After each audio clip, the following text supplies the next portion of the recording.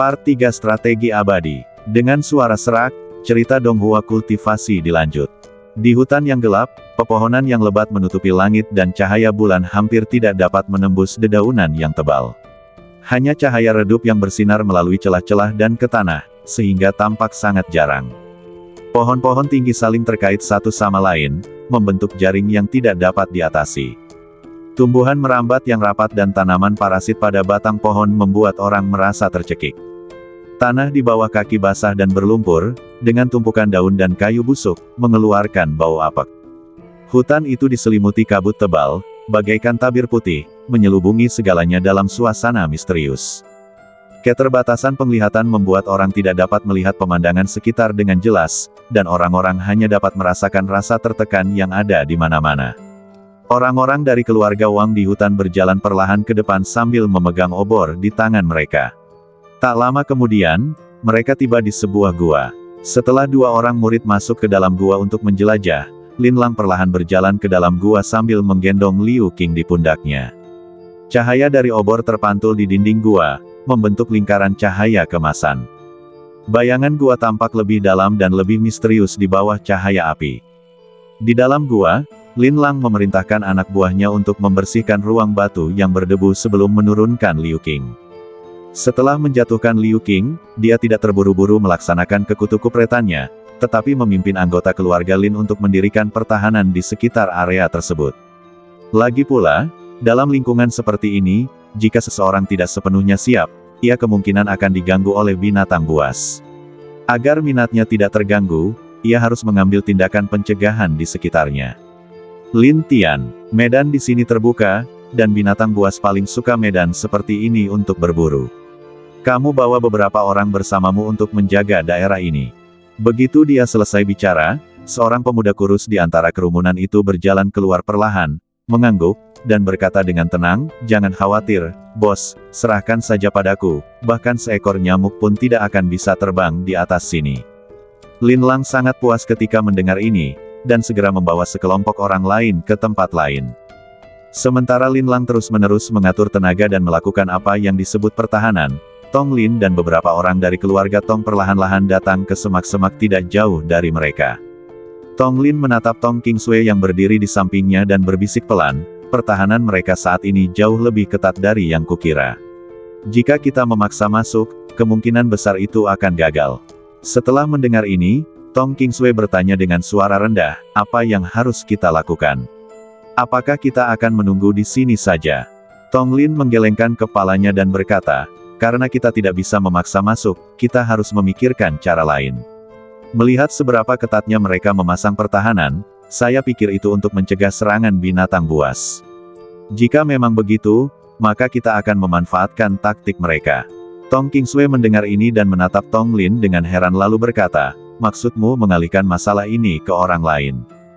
Benarkah?" Tong Lin mengangguk mengiyakan. "Tidak sulit untuk mengalihkan masalah, tapi siapa yang harus pergi?" Tong Qingsui bertanya dengan bingung saat dia melihat Tong Lin yang berdiri di samping. Begitu kata-kata itu terucap, Tong Qingsui menatap mata Tong Lin yang tegas dan langsung mengerti apa yang sedang terjadi, lalu berseru, "Apakah kamu akan pergi? Kalau tidak, apakah ada pilihan yang lebih baik?" Tong Qingsui terdiam setelah mendengar ini, tetapi dalam hatinya dia tidak ingin Tong Lin mengambil risiko. Namun, melihat situasi saat ini, satu-satunya yang memenuhi syarat dan mampu adalah pemuda di depannya. Setelah beberapa perjuangan mental, Tong Qingsui akhirnya setuju dan berkata kepada Tong Lin dengan sungguh-sungguh, "Hati-hati." Tong Lin mengangguk, lalu ia berlari secepat kilat. Setelah berjalan entah berapa mil, Tong Lin berhenti di tepi sungai. Sebab di sini ia tiba-tiba mendapati ada puluhan kerbau bertanduk satu yang sedang meringkuk di sana. Meskipun kerbau bertanduk satu ini tidak terlalu kuat, namun ia memiliki pertahanan yang kuat, dan serangannya yang gila-gilaan hingga mati adalah hal yang membuat pusing banyak pendeta. Sekarang setelah sumber daya siap pakai tersedia, Tong Lin mengambil tindakan tanpa mengatakan apapun. Sesosok badan melesat di angkasa, cahaya hijau yang terkondensasi dari kekuatan spiritual tiba-tiba jatuh, langsung mengenai badan puluhan kerbau bertanduk satu. Serangan itu mendarat di badan kerbau unicorn tanpa menimbulkan banyak percikan air. Sebaliknya, serangan itu seperti batu yang tenggelam ke laut, tanpa menimbulkan riak apapun. Tong Lin menatap pemandangan di depannya, wajahnya penuh keterkejutan, dan berbisik dalam hatinya, pertahanannya memang kuat, sepertinya aku harus menggunakan beberapa trik. Begitu dia selesai berbicara, beberapa sinar cahaya spiritual keemasan mengembun di dantian Tong Lin di langit. Dalam sekejap, semua cahaya spiritual keemasan ini jatuh di area tempat kerbau unicorn itu berada seperti hujan. Kerbau bertanduk satu itu mengeluarkan suara mo panjang, ikut merasakan serangan yang tiba-tiba itu. Mereka memiliki sedikit emosi, tetapi mereka tidak berkeliling mencari target mereka. Mereka tetap berkumpul dan merangkak di sungai. Melihat serangannya tidak membuat kerbau unicorn merasa malu atau marah, wajah Tong Lin menjadi sedikit serius. Dan pada saat ini, tawa renyah keluar dari pikiranku. Haha, ini membuatku tertawa terbahak-bahak.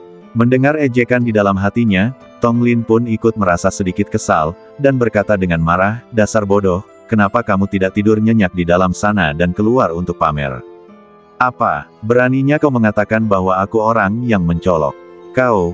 Mendengar putaran obrolan lain dalam benaknya, Tong Lin benar-benar terdiam.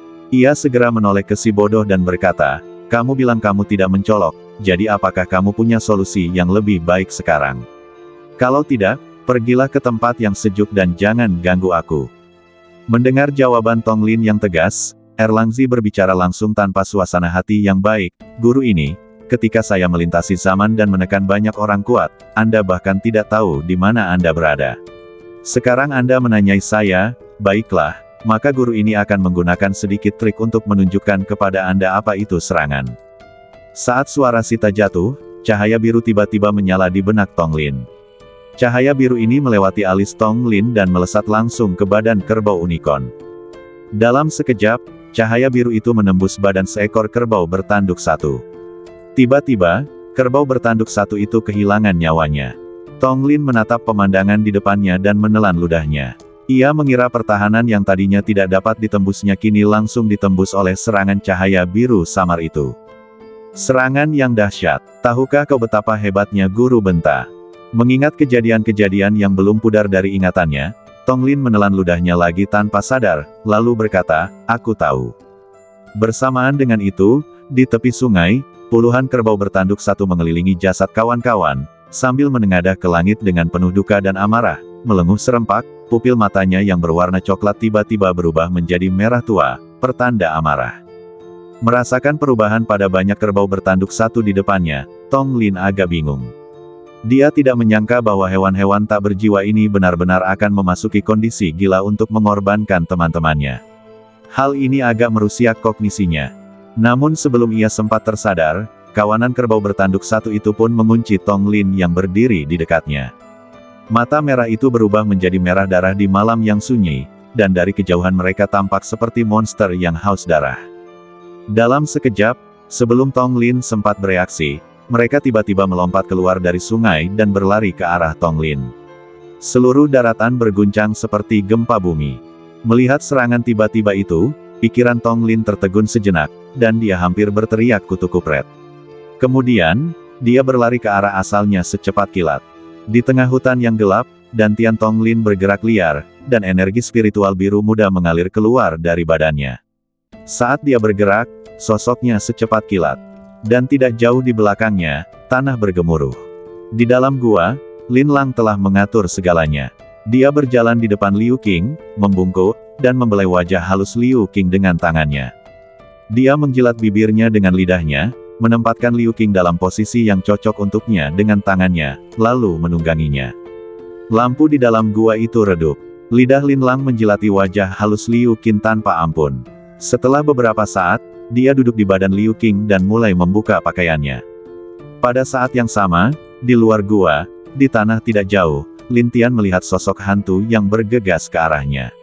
Wajahnya berat dan matanya setajam obor, menatap sosok itu dengan saksama. Tepat saat dia melihat sosok itu dan hendak mengambil tindakan, dia tiba-tiba menyadari bahwa tanah yang tidak jauh dari sosok itu bergetar. Bumi yang berguncang itu bagaikan seekor naga bumi, menerjang ke arahnya dengan cepat, dengan kekuatan pasukan ribuan orang. Pada saat ini, kekuatan spiritual di dantian Tong Lin sedang mengalir deras. Sosoknya seperti hantu. Dengan penutup malam, dia melompat ke langit. Kemudian, Dia berguling dan bersembunyi di semak-semak tempat Tong Qingsui berada. Melihat Tong Lin tidak terluka, Tong Qingsui akhirnya melepaskan kekhawatirannya dan berkata kepada Tong Lin dengan heran, "Kamu akhirnya kembali. Apa yang harus kita lakukan selanjutnya?" Tong Lin, yang berdiri di dekatnya, mendengar ini dan mulai membuat pengaturan. "Kakak, tunggu sebentar. Ketika formasi mereka terganggu dan kekacauan dimulai, kau akan membawa mereka pergi. Aku akan bertanggung jawab untuk masuk ke dalam untuk menyelamatkan mereka." Tong Qingsui mendengarkan pengerahan pasukan Tong Lin dan bertanya dengan sedikit khawatir, "Memancing harimau menjauh dari gunung itu bagus. Tetapi bahkan jika kita dapat memancing musuh menjauh, mereka tidak akan semua mengikuti kita. Mereka akan selalu meninggalkan beberapa murid elit di belakang, dan terlalu berbahaya bagimu untuk menghadapi mereka sendirian." Setelah mendengar ini, Tong Lin menggelengkan kepalanya dan berkata, "Kakak, kamu salah. Aku bukan yang paling berbahaya. Kamulah yang paling berbahaya. Kamu harus menghadapi begitu banyak murid keluarga Lin sendirian. Kamu menghadapi risiko yang jauh lebih besar daripada aku." Tapi, sebelum Tong Qingsui sempat menyelesaikan perkataannya, Tong Lin menyela lagi, "Kakak, tidak ada cara yang lebih baik dari ini sekarang. Lakukan saja apa yang aku katakan. Saat mereka membuat kerusuhan, bawa mereka pergi. Bawa mereka pergi dan lari ke kanan. Saat kamu mencapai ujung, ada sungai. Jangan perhatikan sungai itu. Belok kiri. Ada juga sekelompok monster yang tinggal di sana. Kultivasi mereka tidak tinggi, dan serangan mereka tidak kuat, tetapi pertahanan mereka kuat. Kamu bisa menggunakan mereka untuk menyingkirkan kejaran, dan kemudian kamu bisa melakukan serangan kejutan." Tong Qingsui merasa tidak berdaya setelah mendengar ini, tetapi jelas tidak ada cara yang lebih baik saat ini, jadi dia harus mengambil tindakan sesuai dengan kata-kata Tong Lin. Di kejauhan, puluhan kerbau bercula satu tiba-tiba kehilangan sasaran dan menjadi lebih maniak. Kemudian, mereka berakselerasi lagi dan berlari dengan putus asa. Akan tetapi, saat mereka melihat sekelompok orang memegang pedang di hadapan mereka, seakan-akan sedang menunggu mereka, mereka seakan telah menemukan sasaran untuk melampiaskan amarah mereka, dan menyerbu ke arah area di mana Lin Tian bertahan tanpa menghiraukan apapun. Melihat puluhan kerbau bertanduk satu tiba-tiba muncul di hadapannya, ekspresi Lin Tian menjadi sangat serius. Dia segera berteriak kepada semua orang, "Semua anggota keluarga Lin, bentuk formasi." Dalam sekejap, puluhan anggota keluarga Lin menatap kerbau bertanduk satu yang berlari kencang ke arah mereka seperti ribuan pasukan, juga memegang pedang panjang, dengan kekuatan spiritual kuning melonjak liar di badan mereka. Sesaat kemudian, di alun-alun yang luas ini, pola penjara bawah tanah keemasan yang terbentuk dari lumpur kuning muncul langsung dari tanah. Ketika puluhan kerbau bertanduk satu mendekat, pola penjara bawah tanah emas itu tiba-tiba meledak dengan cahaya keemasan yang cemerlang. Cahaya keemasan itu melesat langsung ke langit. Di langit malam yang gelap, itu seperti langit yang cerah. Sebuah penjara bawah tanah emas muncul, menjebak puluhan kerbau bertanduk satu. Kerbau-kerbau unicorn yang dikendalikan saat ini jelas sangat enggan. Mereka mengeong keras dan menyerbu ke arah pilar cahaya keemasan. Jika sekali tidak berhasil, maka mereka akan mencobanya 2 kali. Begitu saja, mereka terus menyerang sangkar emas itu dengan ganas dan tanpa rasa takut. Melihat pemandangan ini di depan mereka, anggota keluarga Tong yang bersembunyi di kegelapan merasa sangat gelisah. Akhirnya, saat Tong Lin berteriak pelan, "Lakukan," mereka semua bergegas keluar dari semak-semak. Baju zirah putih keperakan itu memancarkan cahaya dingin di bawah sinar bulan. Tong Qingsui, yang memegang pedang panjang, tiba-tiba menukik turun dari tanah ke udara. Energi spiritual hijau terus mengalir dalam badannya. Dalam sekejap, mereka telah sampai di depan formasi yang dibentuk oleh keluarga Lin. Cahaya bulan terus menyinari badan Tong Qingsui. Tong Qingsui melangkah ke langit, memegang pedang panjang di tangannya, menari mengikuti arah pedang. Memanggil, semangat hijau itu tiba-tiba meletus bagaikan gunung berapi, dan rambut hitam panjang Tong Qingsui yang tak terhitung jumlahnya di udara menari liar tertiup angin. Pedang panjang di tangannya bahkan mengeluarkan suara berdengung. Saat cahaya hijau terus berkumpul, Tong Qingsui seperti dewa pedang saat ini. Teriakan rendah keluar dari mulutnya. Teknik pedang King Feng, tebasan bulan perak. Saat pedang putih terbang dari langit menuju area tempat para pengikut keluarga Lin bertahan, sangkar emas itu meledak dan berubah menjadi bubuk akibat hantaman kekuatan internal dan eksternal.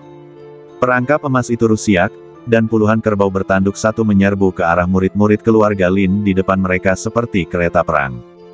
Hanya dalam sekejap, anggota keluarga Lin yang semula dalam keadaan waspada tinggi langsung tak kuasa menahan serangan banteng liar itu dan tampak dalam keadaan mengenaskan.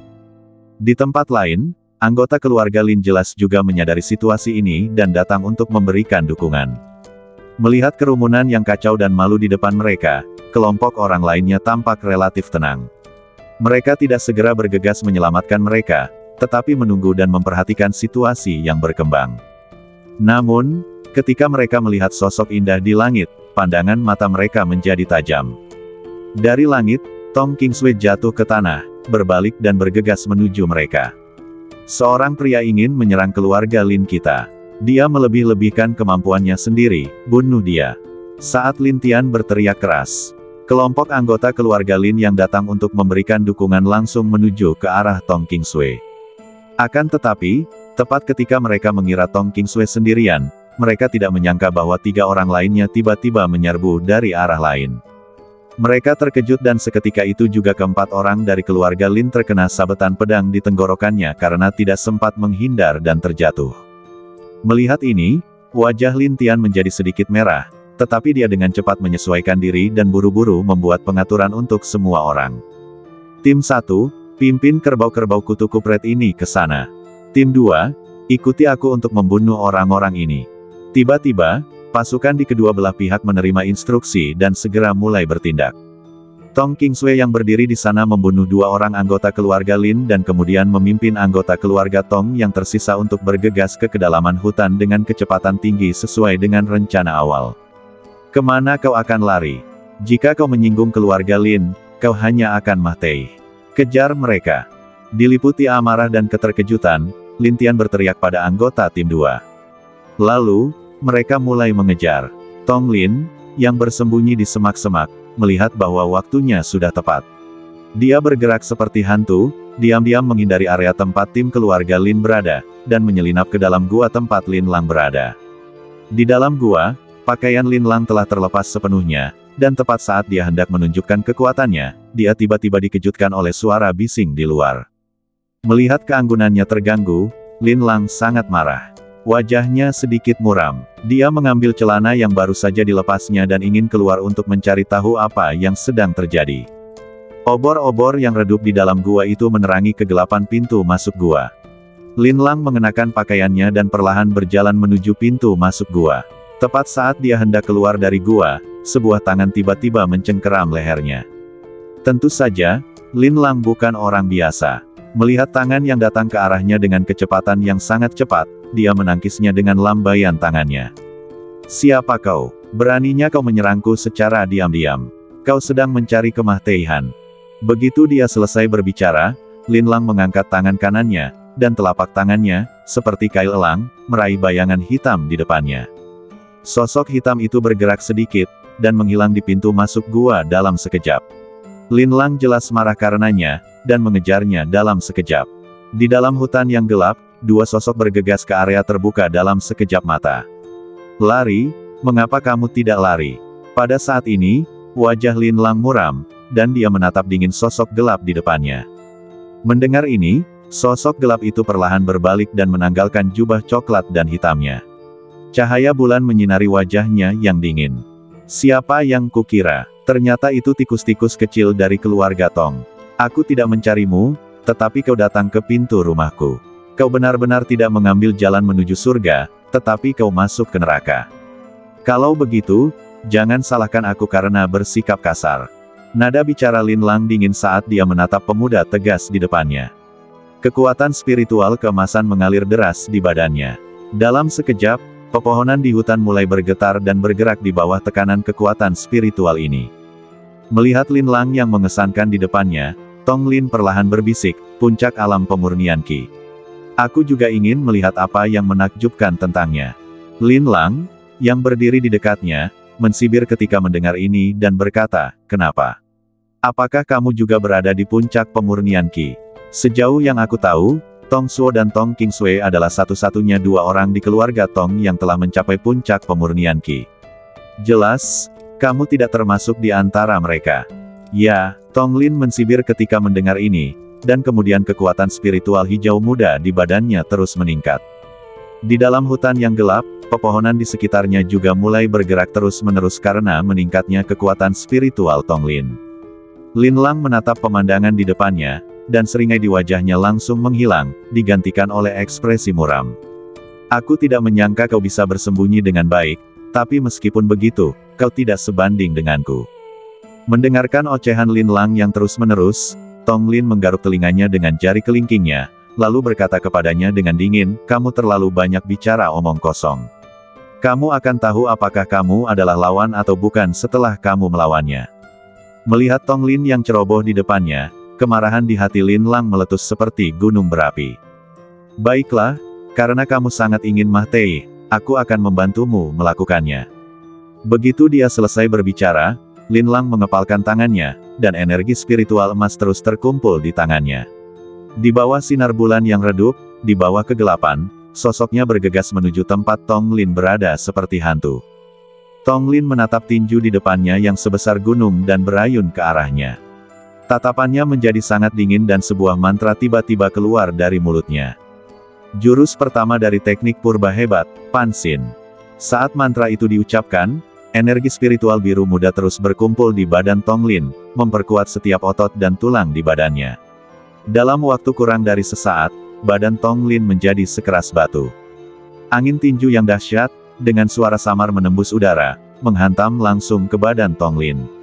Saat badan Tong Lin bersentuhan dengan tinju besi, terdengar suara gesekan besi halus yang terus-menerus.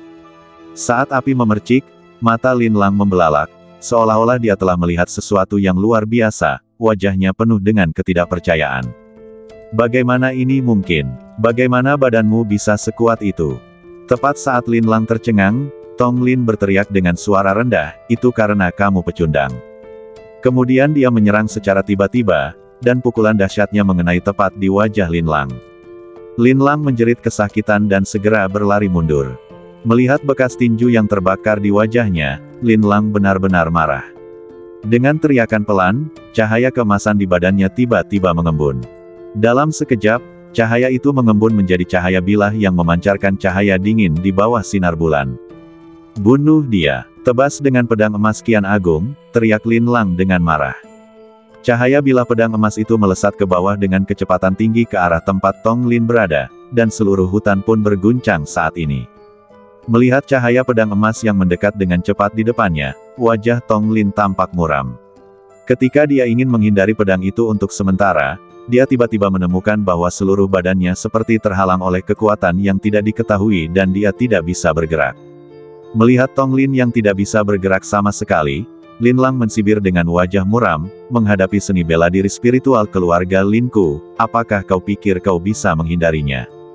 Tepat saat cahaya bilah emas hendak menerjang, di saat kritis, Tong Lin berteriak keras, Pansin. Dalam sekejap, badan Tong Lin menjadi sangat keras. Cahaya bilah emas itu menyapu badan Tong Lin, dan dalam sekejap, cahaya keemasan tiba-tiba meledak. Cahaya keemasan itu begitu kuat sehingga melesat langsung ke seluruh langit. Lin Lang menatap pemandangan di depannya dan tertawa dingin, kamu tidak bisa menghentikannya. Saat cahaya bilah emas itu jatuh, Tong Lin merasakan sakit yang tajam di sekujur badannya, seakan-akan seluruh daging dan darahnya akan terpotong. Namun, rasa sakit yang parah itu tidak berlangsung lama. Baju besi hitam Tong Lin tiba-tiba mengeluarkan cahaya hijau. Cahaya hijau itu memadat dan membentuk perisai pelindung yang sangat kuat yang melindungi Tong Lin. Tepat ketika Tong Lin mengira dirinya telah terbebas dari bahaya dan menghela napas lega, pelindung cahaya biru itu tiba-tiba hancur. Tong Lin terkejut, tetapi kemudian perisai pelindung lain muncul dan mengembun lagi. Perisai pelindung hijau muda dan cahaya bilah emas terus bertabrakan. Setelah beberapa saat berdebat, cahaya bilah emas tampak lebih kuat dan sekali lagi menembus perisai pelindung yang dibentuk oleh kekuatan spiritual hijau muda. Lin Lang menatap Tong Lin yang terbungkus dalam pertahanan berulang kali, dan pandangan yang sangat aneh dan menyeramkan melintas di matanya. Melihat pertahanan Tong Lin yang terus-menerus jebol, Lin Lang mensibir dan berkata, aku ingin melihat ada berapa lapis cangkang kura-kura milikmu. Saat kekuatan spiritual emas terus mengalir ke dalam cahaya pedang emas, cahaya pedang itu jatuh lagi. Namun, Tepat saat hendak jatuh ke badan Tong Lin, cahaya hijau tiba-tiba meledak, dan akhirnya terus larut dengan kekuatan ini dan hancur total. Melihat serangannya akhirnya dihalangi oleh Tong Lin, ekspresi Lin Lang berubah muram. Dia menunjuk Tong Lin dan mensibir, jadi ini saja yang bisa kau lakukan. Tong Lin mendengus dingin, trik apa lagi yang kamu punya? Gunakan saja. Bahkan jika aku menggunakannya, apakah kamu masih memiliki cangkang kura-kura untuk menghalanginya? Lin Lang mensibir pada Tong Lin ketika dia mendengarnya. Tong Lin tidak berkomentar setelah mendengar ini. Dia jelas mengerti bahwa 3 lampu hijau yang meletus sebelumnya adalah harta pertahanan yang dianugerahkan kepadanya oleh Tong Tiansheng. Harta karun ini hanya mampu melakukan 3 kali penggunaan pertahanan, dan dia jelas tidak lagi memiliki sarana pertahanan yang dimilikinya sebelumnya. Akan tetapi, dia juga yakin bahwa setelah Lin Lang melancarkan serangan bela diri spiritual, dia jelas sudah kehabisan tenaga dan mustahil baginya untuk melancarkannya untuk kedua kali. Bagaimanapun, kekuatan spiritual alam pemurnian Qi jauh lebih lemah daripada alam pembentukan fondasi. Kau dapat menggunakan seni bela diri spiritual sesuka hati, tetapi bahkan jika kau bertahan sampai mati, kau hanya memiliki 1 kesempatan. Kecuali dia memiliki obat mujarab atau senjata ajaib yang dapat dengan cepat memulihkan kekuatan spiritual, tetapi jelas bahwa harta seperti itu mustahil dimiliki oleh keluarga Lin yang kecil. Dalam kasus ini, hal berikutnya yang harus dilakukan adalah bertarung telanjang, dan hasil akhirnya akan menjadi kompetisi tinju siapa yang lebih keras. Di hutan yang sunyi, Tong Lin dan Lin Lang berdiri saling berhadapan, mata mereka terus menatap ke langit, dan tangan mereka yang kering kini terkepal. Hutan gelap yang lebat itu sunyi senyap saat ini, seolah-olah waktu telah berhenti di sini. Tiba-tiba, pada saat berikutnya, kekuatan spiritual hijau muda perlahan bangkit dari badan Tong Lin. Dalam waktu kurang dari sesaat, hanya dalam 1 tarikan napas, Tong Lin bangkit dari tanah, badannya secepat kilat, dan menyerbu ke arah Lin Lang dengan ganas. Melihat kilat biru muda yang tampaknya melesat ke arahnya, Lin Lang juga tidak mau kalah. Dia menggerakkan badannya sedikit dan langsung menghadapi serangan ganas Tong Lin. Kedua sosok itu terus-menerus bersilangan di tanah, dan tinju itu, dengan suara angin yang bertiup pelan, terus-menerus menghantam badan masing-masing. Dengan teriakan pelan, keduanya memulai pertarungan jarak dekat yang sangat brutal. Tinju mereka sekeras baja, menimbulkan suara tumpul saat mereka saling beradu. Setiap pukulan yang dilayangkannya begitu ganas dan brutal bagaikan ular berbisa, menyerang titik-titik vital kedua belah pihak dengan ganasnya, dan pukulan-pukulan yang ganas itu cukup untuk membunuh. Akan tetapi, jelaslah bahwa kedua belah pihak memiliki badan yang sangat kuat, dan mereka tidak mundur sedikit pun di bawah serangan dan tabrakan terus-menerus, karena mereka semua tahu bahwa di bawah serangan seperti itu, jika mereka menyerah sedikit saja, mereka akan ditakdirkan untuk mati.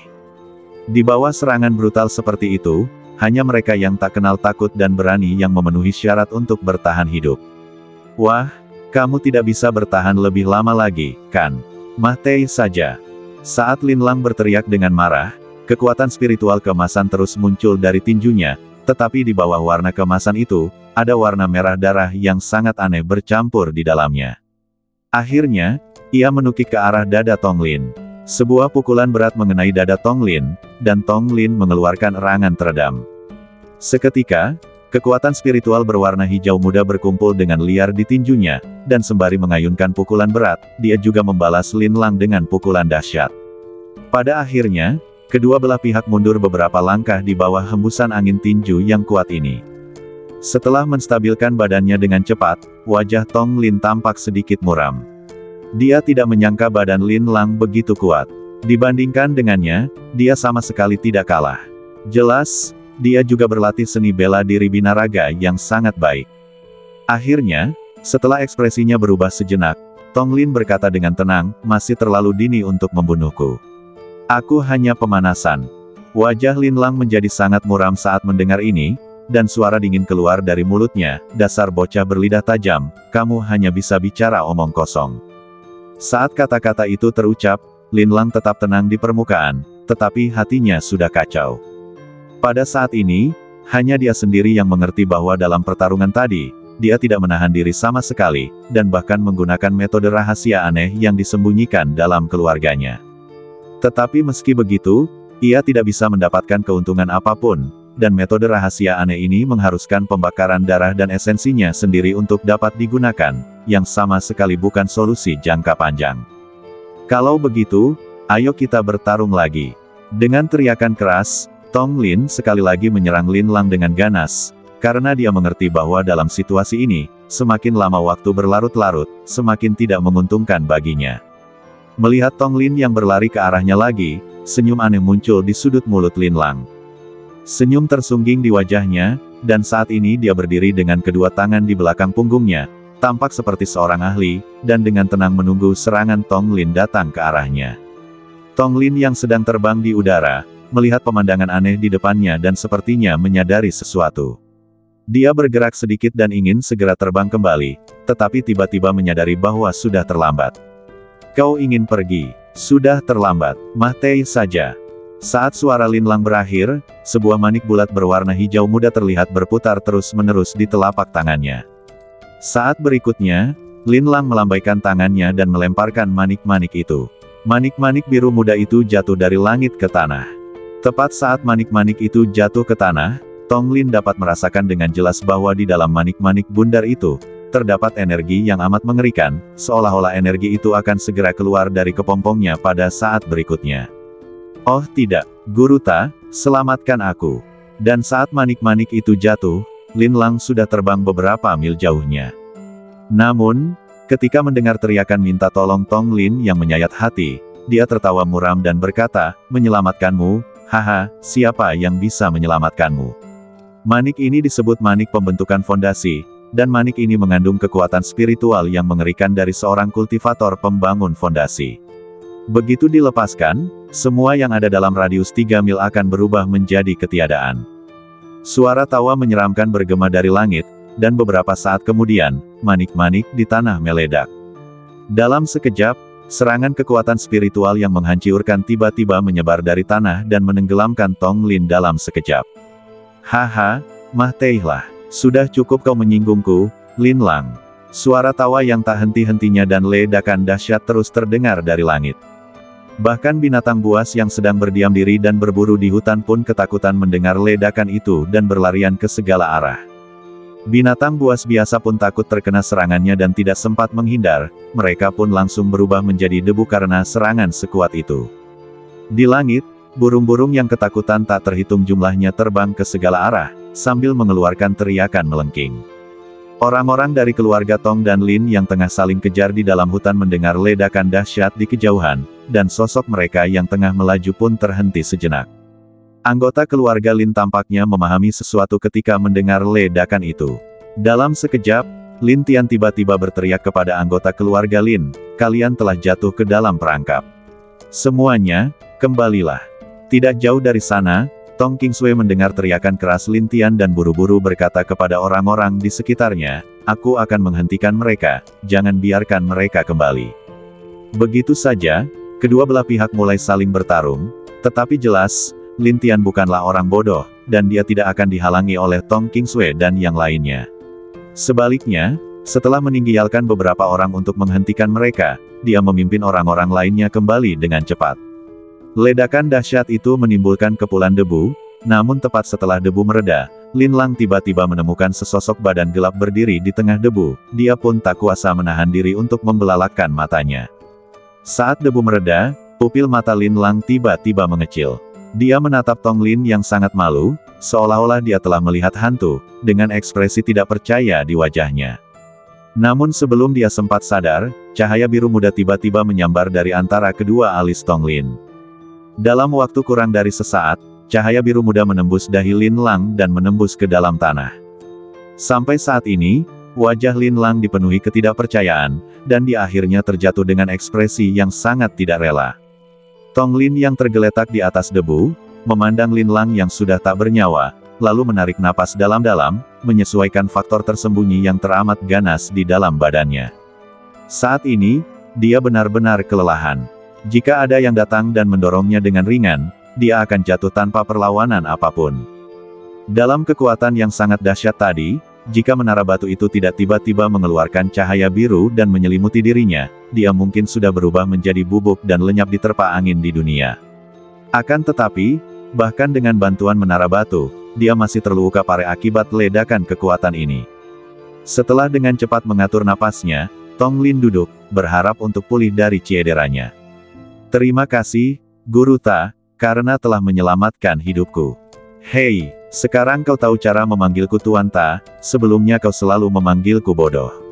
Sita menatap Tong Lin yang hampir terluka parah dan berkata dengan tidak senang. Saat kata-kata itu terucap, di ruang batu suci Tong Lin, cahaya biru memancar dari atas menara batu, menyelubungi Tong Lin yang tengah duduk bersila. Merasakan fluktuasi energi besar di kejauhan, semua orang di keluarga Lin segera bergegas ke sana. Tetapi ketika mereka bergegas mendekat, sudah terlambat. Melihat Lin Lang yang sudah berhenti bernapas di tanah, semua orang merasa sedikit pusing, seolah-olah langit akan riuntuh. Mereka bisa bayangkan betapa besarnya goncangan yang akan terjadi dalam keluarga Lin jika berita itu sampai ke telinga mereka. Dan nasib mereka hampir langsung dijatuhi hukuman mati.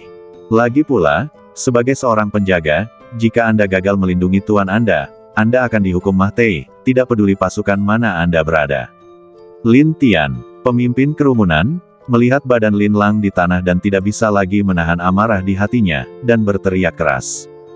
Semuanya, dengarkan aku, sekalipun aku harus menggali tanah sedalam 3 kaki, aku akan mengubur mereka bersama Lin Lang.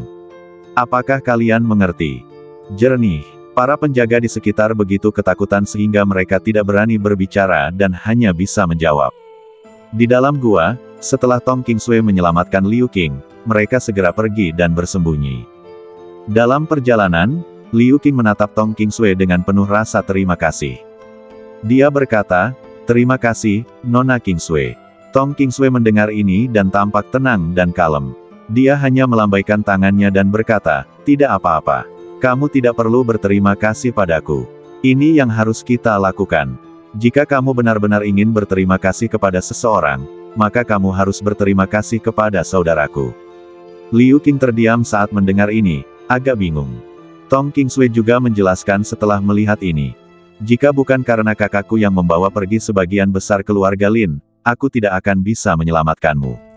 Setelah mendengar ini, Liu Qing akhirnya mengerti. Dia lalu berkata dengan lembut dan tidak berkata apa-apa lagi. Dalam perjalanan, Tong Qingsui mengikuti rute yang diberikan oleh Tong Lin dan terjun ke habitat kerbau bertanduk 1. Akhirnya, kami berhenti di semak-semak yang lebat. Di pegunungan yang tak berujung, Tong Lin sedang mengintai di atas pohon raksasa, melihat anggota keluarga Lin yang ganas di bawah. Saat ini, dia hanya merasakan sedikit sakit di kepalanya. Menurut rencana awalnya, dia tidak bermaksud membunuh Lin Lang, tetapi hanya ingin menundanya. Namun takdir berkata lain, dia akhirnya dibunuh oleh Xiao Ta karena kesalahannya sendiri. Setelah menjarah 6 bendera ranjau spiritual darinya, Tong Lin awalnya berencana untuk melarikan diri. Tetapi dia juga terluka parah, jadi dia harus menstabilkan kondisinya terlebih dahulu. Ini juga memberi kesempatan bagi keluarga Lin untuk mencarinya. Namun, dia tidak takut akan hal ini. Bagaimanapun, karakter kejam seperti Lin Lang telah mati di tangannya. Mengapa dia harus takut berurusan dengan orang-orang ini? Suster Suir dan yang lainnya seharusnya melarikan diri. Kalau begitu, kalian bisa ikut. Setelah berbisik, Lin pun memutuskan untuk mengambil tindakan. Lagi pula, bukan karakternya untuk duduk dan menunggu kematian. Geledah dia dengan teliti, jangan biarkan dia lolos. Lin Tian menatap orang-orang dari keluarga Lin di depannya. Kemarahan di matanya belum mereda, tetapi malah menjadi semakin ganas. "Wah, apa yang akan kamu lakukan?" Suara si bodoh dalam pikiranku terdengar lagi. "Tentu saja, kami akan menemukan peluang untuk mengalahkan mereka satu persatu." "Baiklah, kalau begitu kau boleh melakukan apapun yang kau mau. Kau telah menguras semua sumber dayaku yang tersisa, jadi semuanya terserah padamu mulai sekarang." "Oh, jangan khawatir, mereka bahkan tidak bisa menyentuh sehelai rambut pun di kepalaku." "Baiklah, kalau begitu aku lega." Lalu Erlangzi tertidur lelap. Di tengah hutan lebat, sosok Tong Lin menghilang dari pohon raksasa bagaikan hantu, lalu bersembunyi di balik semak-semak. "Pergi ke sana dan lihatlah. Aku akan pergi ke arah ini." Seorang murid keluarga Lin mengirim rekan satu timnya pergi. Tanpa dia sadari, dia telah masuk ke dalam perangkap perburuan Tong Lin. Hanya terdengar teriakan di hutan, dan kepala murid itu terpisah dari badannya. Melihat hal itu, murid yang lain pun buru-buru berteriak keras. Dalam sekejap, sekelompok anggota keluarga Lin berkumpul di area ini. Bahkan pemimpin Lin Tian bergegas ke tempat kejadian sesegera mungkin. Melihat anak buahnya dipenggal, Lin Tian merasa sangat tertekan. Amarah di dadanya tak dapat dibendung lagi, ia hanya memegang pedangnya dan memotong simpul gordian bersama pepohonan di sekitarnya. Terus-menerus melampiaskan amarah dalam hatiku. Siapa dia? Kalau kamu punya nyali, keluarlah dan mari kita bertarung langsung. Jika kamu seorang pria, jangan bersembunyi dariku. Kata-kata Lin Tian dalam dan kuat, tetapi kedengarannya sangat kekanak-kanakan di telinga Tong Lin. Hanya dengan mendengus dingin, badan Tong Lin sekali lagi menghilang dalam kegelapan. Setelah beberapa saat, berita buruk tentang murid keluarga Lin keluar satu demi satu. Lin Tian sangat marah hingga dia muntah darah dan pingsan. Melihat hal ini, murid-murid keluarga Lin yang tersisa tidak berani mengejar dengan gegabah. Dia mengangkat Lin Tian yang tak sadarkan diri dan melarikan diri dengan panik seperti gugup liar. Kali ini, keluarga Lin menderita kerugian besar, tidak hanya kehilangan istri tetapi juga prajurit mereka. Beberapa pengikut keluarga Lin bahkan menyelinap pergi saat melarikan diri. Karena orang-orang ini memahami bahwa jika situasi ini berakhir, mereka mungkin akan mati jika kembali. Lebih baik pergi sekarang, lalu cari kesempatan untuk keluar nanti. Mulai sekarang, rahasiakan identitasmu dan berpura-puralah kau sudah mati. Namun, banyak murid keluarga Lin yang memiliki pemikiran seperti itu. Tim yang awalnya memiliki 18 orang tersisa pada akhirnya berkurang menjadi 6 orang, termasuk Lin Tian yang pingsan. Di semak-semak, Tong Qingsui menunggu dengan cemas. Akhirnya, sebuah sosok hitam muncul, dan wajah dingin Tong Lin terungkap sepenuhnya di bawah sinar bulan. Melihat Tong Lin kembali, Tong Qingsui bergegas maju dan mengamatinya. Tong Lin tentu saja mengerti apa yang dimaksud Tong Qingsui, dan segera berkata dengan lembut, "Jangan khawatir, kakak, aku baik-baik saja." "Tidak, aku harus memeriksanya dengan saksama. Jika kamu memiliki luka tersembunyi, bagaimana aku bisa menjelaskannya kepada ayahku saat aku kembali?" Akhirnya, Tong Qingsui menyerah setelah Tong Lin menepuk dadanya dan berjanji secara langsung. "Ngomong-ngomong, ini Nona Liu Qing." Melihat Tong Lin, Tong Qingsui berbicara. Tong Lin menatap gadis yang tersipu di sampingnya, mengambil 2 lembar giok biji spiritual dari pinggangnya dan menyerahkannya. "Ini adalah slip giok biji spiritual yang dicuri Lin Lang darimu. Sekarang aku akan mengembalikannya kepada pemilik aslinya." Liu Qing menatap 2 lembar batu giok yang diserahkan Tong Lin. Setelah berpikir sejenak, dia melambaikan tangannya dan menggelengkan kepala, lalu berkata, "Tidak, kamu merampasnya dari binatang buas itu, Lin Lang. Bahkan jika itu milikmu, aku tidak bisa mengambilnya.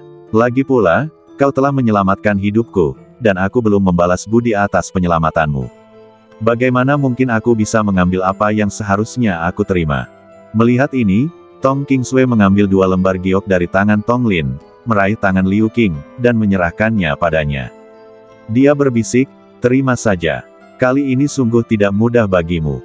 Liu Qing tidak dapat menolak setelah mendengar ini, jadi dia harus menerima kenyataan itu.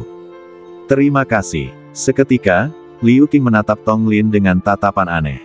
Tong Lin merasakan tatapan mata yang diarahkan kepadanya dan merasa tidak berdaya.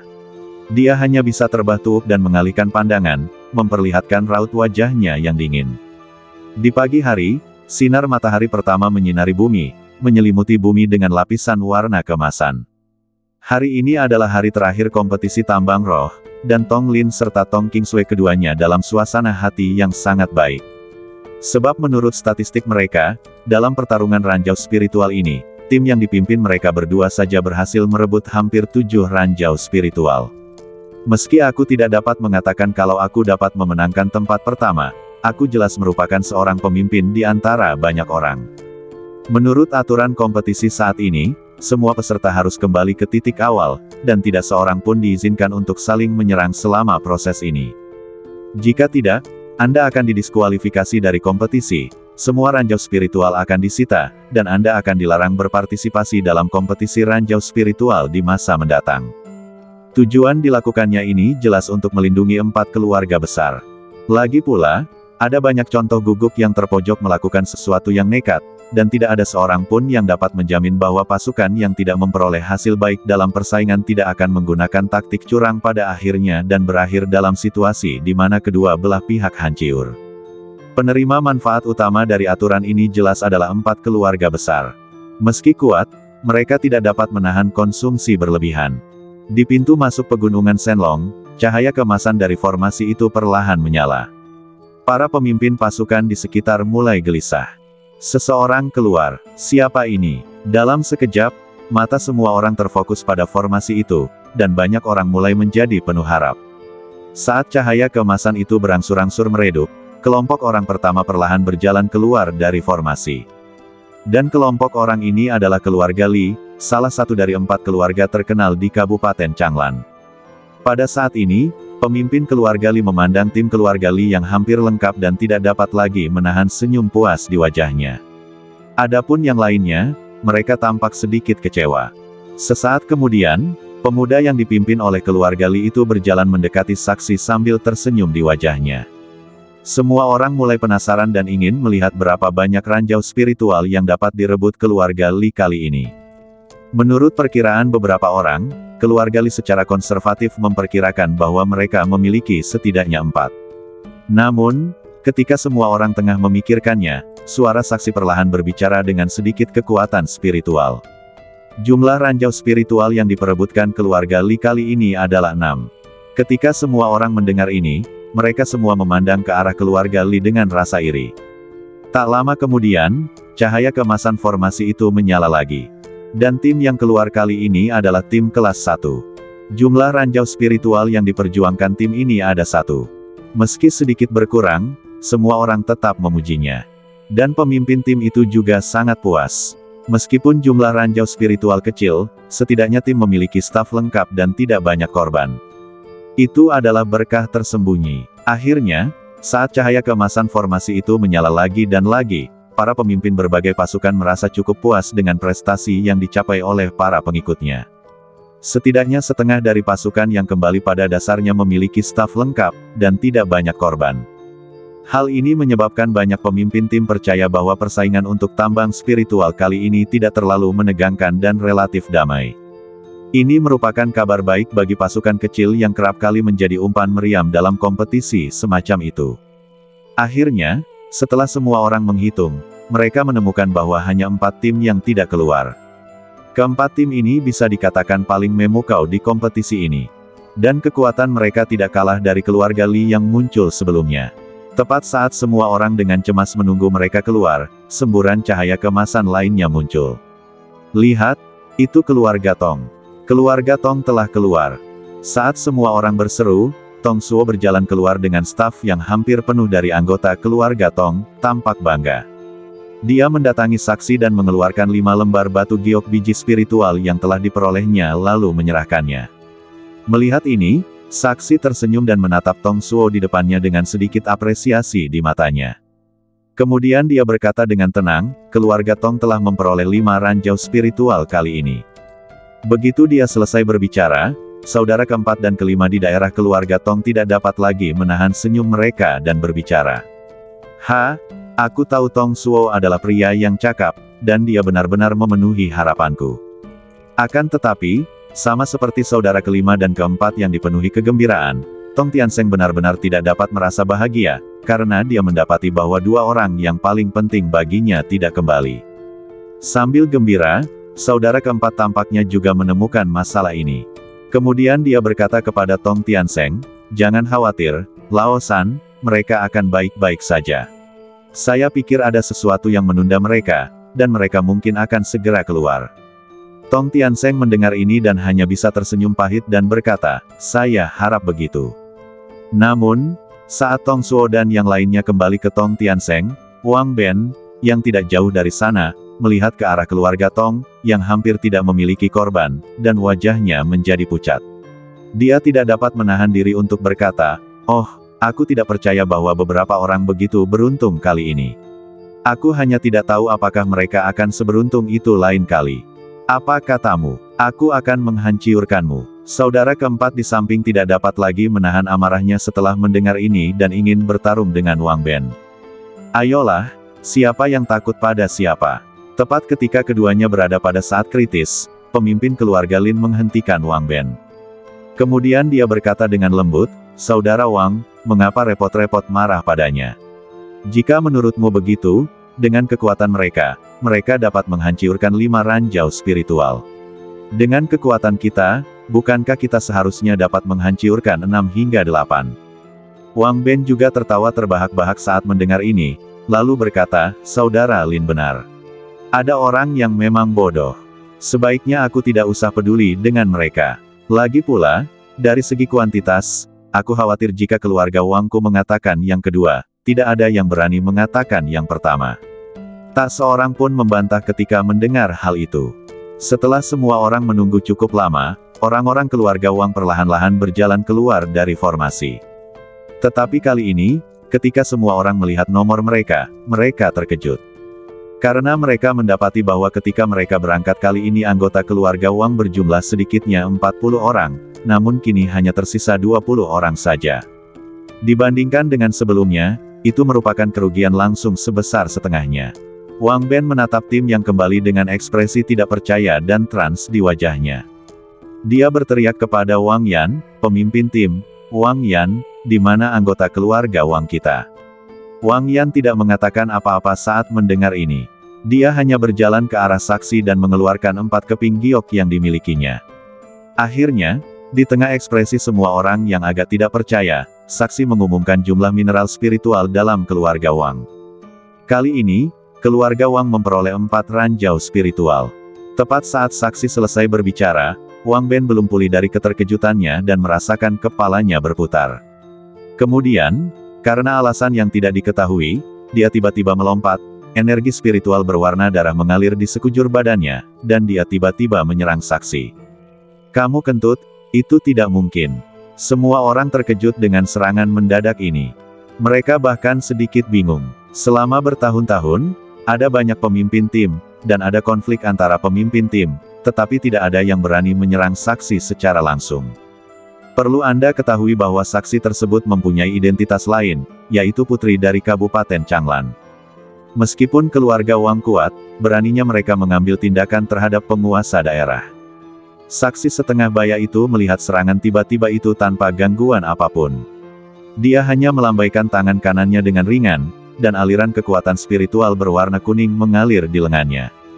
Baru saja bertemu, dia langsung menangkap Wang Ben. Lalu, di bawah tatapan tak percaya dari orang banyak, dia melemparkannya seperti guguk Mahtei. Kemudian, sebuah suara yang membuat semua orang merasa sedikit tidak percaya terdengar. Keluarga Wang melanggar hukum. Mereka telah kehilangan mineral spiritual mereka dan dilarang berpartisipasi dalam kompetisi selama 10 tahun. Suaranya jatuh. Wang Yan, yang berdiri di dekatnya, bahkan semakin bingung setelah melihat pemandangan ini. Dia tidak menyangka hal itu, dia hanya tidak menjawab perkataan Wang Ben, tanpa diduga, ini. Tak berdaya, dia harus berbalik dan melihat Wang Zong di sampingnya.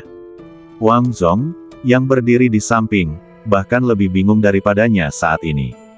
Dia tampak bingung dan kehilangan arah. Wang Ben adalah ayahnya. Meskipun dia biasanya bersikap mendominasi dan sombong, dia tetap mampu. Bahkan jika kita kesampingkan kekuatannya untuk saat ini, meskipun dia bertindak sedikit gegabah, pada dasarnya dia dapat menentukan siapa saja yang dapat dia ganggu dan siapa yang tidak. Tapi sekarang, wajah Wang Zong penuh garis-garis hitam, seolah-olah dia telah memakan kotoran lalat, dan wajahnya berubah menjadi hijau. Di rumah keluarga Tong yang tidak jauh, Tong Tiansheng yang biasanya serius melihat pemandangan ini. Dia tidak bisa menahan tawa. Dia tahu bahwa orang-orang di keluarga Wang itu bodoh, tetapi dia tidak menyangka mereka begitu bodoh. Aku tidak bisa menentukan dengan siapa aku dapat mengganggu dan dengan siapa aku tidak dapat mengganggu. Saudara keempat dan kelima di samping menyaksikan kejadian itu dengan penuh minat. Saya merasa bahagia tak terlukiskan. Keluarga Lin, pemimpin keluarga Lin juga bingung pada saat ini. Dia tidak menyangka Wang Ben begitu ceroboh.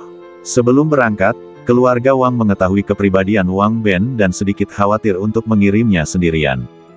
Jadi dia pergi ke keluarga Lin dan ingin meminta pemimpin keluarga Lin untuk membantu mengurusnya. Dan keluarga Wang juga menjanjikan beberapa hadiah besar.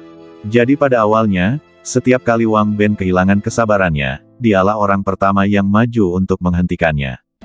Tetapi dia benar-benar tidak menyangka bahwa Wang Benhu akan berubah menjadi harimau sungguhan.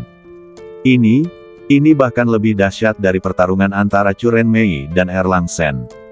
Akhirnya dia menepuk kepalanya dan merasa sedikit pusing.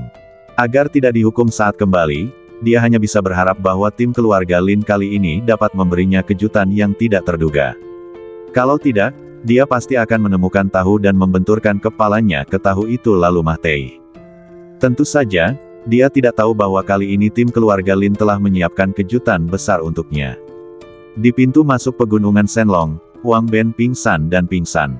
Keluarga Wang tidak punya pilihan selain membawanya kembali.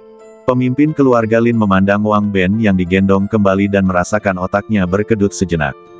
Namun sebelum dia sempat memikirkannya, di sisi lain, cahaya keemasan formasi itu tiba-tiba menyala lagi. Tepat saat dia mengangkat kepalanya dan melihat ke arah tatapan semua orang. Hanya 5 atau 6 orang yang terlihat berjalan keluar dari formasi secara perlahan dan dengan sangat malu. Di belakangnya, ada orang lain yang dibawa dengan tanduk kayu, tetapi tidak diketahui apakah orang itu masih hidup atau sudah meninggal. Tepat saat dia diam-diam bersukacita dan bertanya-tanya tim mana yang kurang beruntung yang mengalami kekacauan seperti itu. Dia tiba-tiba menemukan ada kata besar Lin terukir di pakaian compang camping sekelompok orang ini. Kata Lin seterang bilah pisau tajam, bagaikan belati yang menusuk langsung ke jantungnya. Dia tertegun sejenak, menatap pemandangan itu dengan rasa tidak percaya. Ada gelombang yang bergejolak di dalam hatinya, dan bibirnya yang sedikit pucat, tidak mampu mengucapkan sepatah kata pun saat ini. Namun baru saja dia sadar, dia melangkah cepat ke depan, menghampiri seorang pemuda, dan bertanya dengan suara berat. Apa sebenarnya yang sedang terjadi? Ketika pemuda itu mendengar ini, pipinya yang pucat kehilangan semua warna dan ada sedikit darah di sudut mulutnya. Setelah ragu-ragu sejenak, matanya berputar ke belakang dan dia pingsan. Murid-murid yang ada di belakang tercengang melihat kejadian itu dan mengumpat dalam hati. Kutu kupret, kalau tidak mau menjawab, pura-pura mati saja, kan? Melihat murid yang berpura-pura mati di depannya, pemimpin keluarga Lin merasakan api yang tidak diketahui tiba-tiba melonjak dalam hatinya. Matanya menyipit dan dia menatap dingin ke arah orang-orang di belakangnya. Melihat hal ini, orang yang ada di belakang merasa sedikit gelisah dan menurunkan Lin Tian yang tak sadarkan diri. Mereka semua mengambil keputusan. Kekuatan tersembunyi mengalir ke dalam badan mereka, lalu mereka memuntahkan darah. Di bawah tatapan tak percaya dari orang banyak, matanya memutih, kakinya terangkat, dan dia pingsan. Postur badannya yang tegap jatuh ke tanah membuat semua orang yang hadir diam-diam ketakutan, dan banyak orang bergumam dalam hati. Wah, orang-orang ini benar-benar kejam terhadap diri mereka sendiri. Tapi saya memberi nilai penuh untuk tindakan ini. Pemimpin keluarga Lin memandang sekelompok orang yang pingsan, dan amarahnya mencapai puncaknya. Dia mengeluarkan beberapa pil penyembuh dari pinggangnya dan memberikannya kepada beberapa orang. Setelah meminum pil itu, mereka terlalu malu untuk terus berpura-pura mati, jadi mereka semua perlahan berdiri. Tentu saja, Lin Tian juga berdiri dan menatap beberapa orang di belakangnya. Dia kemudian melihat lagi pada pemimpin keluarga Lin, Lin Muguang. Aku tak kuasa lagi menahan keluh kesah dalam hatiku, aku pun menangis. Dengan air mata mengalir di wajahnya, suaranya sedikit bergetar, dia berbicara perlahan kepada Lin Muguang. Paman Muguang, kami, keluarga Lin kami disergap. Lebih dari 30 orang meninggal. Bahkan saudara Lin Lang meninggal di medan perang. Kami cukup beruntung untuk melarikan diri kembali. Setelah mendengar penjelasan Lin Tian, hati Lin Muguang dipenuhi dengan keterkejutan. Dia melirik tajam ke arah keluarga Wang dari sudut matanya, karena dia tahu bahwa di antara semua keluarga, hanya keluarga Wang yang mampu menimbulkan kerugian sebesar itu pada keluarga Lin. Ketika keluarga Wang keluar sebelumnya, ada juga banyak korban jiwa. Ini membuatnya mengaitkan kejadian ini dengan keluarga Wang. Keluarga Wang sungguh baik, karena mereka tidak menepati janji, aku akan membuat mereka membayar. Namun saat dia hendak berbicara, Lin Tian tiba-tiba memotongnya dengan suara gemetar. Paman Muguang, itu bukan keluarga Wang, itu. Sebelum dia bisa menyelesaikan kata-katanya, cahaya keemasan dalam formasi itu menyala lagi. Melihat fluktuasi kekuatan spiritual yang berasal dari formasi tersebut, semua orang mengerti bahwa ini adalah saat terakhir formasi tersebut akan menyala. Jadi pada saat ini, perhatian semua orang tertuju padanya. Saat formasi itu meledak dengan suara gemuruh, beberapa sosok kurus perlahan berjalan keluar darinya. Melihat sosok itu, semua orang terkesiap, karena mereka melihat bahwa orang yang keluar kali ini bukan dari sekolah seni bela diri elang, tetapi dari keluarga Tong, yang membuat mereka sedikit terkejut. Namun, ketika mereka mengamati beberapa orang itu, mereka terkejut karena di antara mereka, salah satu dari mereka sebenarnya berasal dari sekolah bela diri elang. Penemuan ini membuat semua orang yang hadir sedikit bingung dan bingung mengapa. Semua orang mulai berspekulasi, "Kinger, apa yang terjadi?" Saat semua orang tengah memikirkan berbagai kemungkinan kejadian, suara Liu Batian, pemilik sekolah bela diri elang, tiba-tiba terdengar. Mendengar ini, Liu Qing segera melemparkan dirinya ke pelukan Liu Batian. Lalu, suara isak tangis gadis itu terdengar dari pelukannya. "Ayah, kami disergap oleh keluarga Li dan Lin. Semua orang kami meninggal. Putriku hampir terbunuh oleh binatang buas itu, Lin Lang, dia hampir." Mendengar ini, Liu Batian langsung marah. Dia mengeluarkan pisau besar dari pinggangnya, mengarahkannya ke Lin Muguang dan pemimpin keluarga Li dan berkata dengan suara muram, "Lin Muguang, Li Taoren, kalian berdua sudah keterlaluan. Apakah kalian benar-benar berpikir bahwa sekolah bela diri elang kita mudah diganggu?" Mendengar ini, tatapan mata Lin Muguang langsung berubah dingin. Ia khawatir tidak punya tempat untuk melampiaskan amarahnya, jadi ia segera mencabut pedang panjang dari pinggangnya dan berkata dengan dingin, "Kenapa, kau ingin bertarung?" Setelah melirik murid-murid keluarga, Li Taoren secara kasar memahami penyebab masalah tersebut. Dia juga menghunus pedangnya dan menghadapi mereka. "Kamu hanyalah sekolah bela diri elang yang kecil, apakah kamu benar-benar ingin menantang dua keluarga besar kami? Apakah kamu memiliki kualifikasi?" Saat mereka bertiga saling berhadapan, sang putri di samping tidak tahan lagi untuk menonton dan menyela mereka, berkata, "Semuanya, meskipun kali ini aku hanya seorang saksi, aku pikir kalian tidak perlu bersikap tegang seperti itu. Adalah hal yang wajar jika ada korban dalam persidangan, dan kalian sebagai tetua tidak perlu bersikap seperti ini. Jika kalian memiliki keberatan, kalian dapat kembali ke pasukan kalian masing-masing dan mendiskusikannya di antara kalian sendiri. Dan sekarang kita harus menyelesaikan apa yang perlu kita lakukan." Setelah mendengar sang putri berbicara, mereka tidak ingin menyerang lagi dan tidak punya pilihan selain meletakkan senjata mereka. Pada saat ini, Tong Lin sudah datang ke sisi sang putri, mengeluarkan 6 lembar batu giok dari pinggangnya, dan menyerahkannya. Sang putri yang berdiri di samping juga menjadi penasaran ketika dia melihat anggota keluarga Tong mengeluarkan 6 kepingan giok lagi. Lalu suara samar keluar dari mulutnya. Kali ini, keluarga Tong telah memperoleh total 11 ranjau spiritual. Begitu dia selesai berbicara, terjadi keributan luar biasa di sekelilingnya. Pada saat yang sama, setelah mendengar berita yang mengejutkan ini, wajah keempat keluarga kaya lainnya menjadi pucat, seolah-olah mereka telah memakan kotoran lalat. Mereka benar-benar tidak menyangka bahwa keluarga Tong yang selama ini lamban, tiba-tiba bangkit hari ini dan menjadi kuda hitam terkuat dalam kompetisi tambang spiritual ini. Sebaliknya, keluarga lainnya, baik keluarga Wang maupun keluarga Lin, semuanya meninggal atau terluka, dan mereka berada dalam kondisi yang sangat menyedihkan. Hasil ini sungguh sulit dipahami. Melihat orang-orang yang gelisah di sekitarnya, Liu Qing kembali sadar dan menyerahkan 2 keping giok miliknya. Setelah mendapat konfirmasi dari sang putri, dia segera menyimpannya. Liu Batian, yang berdiri di samping, juga sedikit terkejut ketika melihat pemandangan ini, tetapi dia tidak banyak bicara. Dengan mundurnya semua orang dari pegunungan Shenlong, keluarga Tong menjadi pemenang terbesar kompetisi ini. Dalam perjalanan pulang, Tong Tiansheng mendengarkan gadis itu bercerita tentang pengalamannya di pegunungan. Matanya penuh dengan kepuasan. Dia melirik Tong Lin yang sedang menunggang kuda di sampingnya, dan dia terus mengaguminya di dalam hatinya. Namun kemudian dia menoleh dan menatap Tong Suo yang berada di ujung kanan tim, dan mendesah dalam hatinya. Pada saat ini, Tong Suo merasa sangat rumit. Awalnya dia mengira bahwa dia akan menjadi pemenang terbesar kali ini. Tetapi saya tidak menyangka bahwa selalu ada gunung yang lebih tinggi dari yang lain, dan Seng Yaojin akan muncul di tengah jalan. Yang terpenting adalah ketika kuda hitam yang paling besar kali ini ternyata adalah semut yang selama ini ia abaikan dan bahkan bisa dikatakan ia dengan mudahnya diinjak-injak hingga mati. Rasa kesal yang ada di dalam hatinya sudah mencapai titik yang tidak dapat ia kendalikan lagi. Sekarang tidak ada ekspresi di wajahnya, tetapi di matanya yang dingin, ada niat membunuh yang tidak dapat disembunyikan. Ketika Tong Lin merasakan aura pembunuh di belakangnya, dia juga sangat waspada. Akan tetapi, meskipun waspada, dia tersenyum tipis. Rumah Tong telah dihiasi lampu-lampu dan banyak orang berdiri di alun-alun yang luas di depan pintu, menunggu para pemuda itu kembali. Masing-masing dari mereka mengenakan pakaian merah Cina, tampak sangat meriah. Wajahnya dipenuhi dengan senyum yang sangat bangga.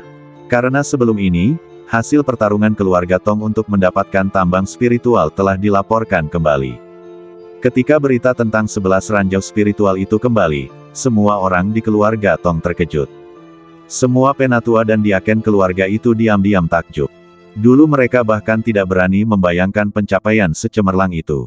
Namun kini mereka telah mencapainya, yang mana bukan hanya sekedar mengembalikan kejayaan keluarga Tong. Hal itu diperbesar tanpa batas atas dasar kemuliaan ini, dan untuk sementara waktu, keluarga Tong menikmati kemuliaan besar di Kabupaten Changlan. Mereka dapat dengan jelas merasakannya ketika semua berita kompetisi disiarkan kembali ke Kabupaten Changlan. Rakyat jelata di daerah itu, atau sejumlah pasukan, memperlihatkan rasa hormat dan kekagumannya terhadap keluarga Tong. Pujian pun diberikan satu demi satu. Hal ini juga membuat mereka secara tidak sadar mengangkat kepala tinggi-tinggi saat berjalan di luar. Kebanggaan di hatiku tak tertandingi. Bahkan para pelayan rendahan di Tong Mansion mereka pun seperti ini. Dapat dikatakan bahwa ketika satu orang berhasil, seluruh keluarga akan mendapat manfaatnya.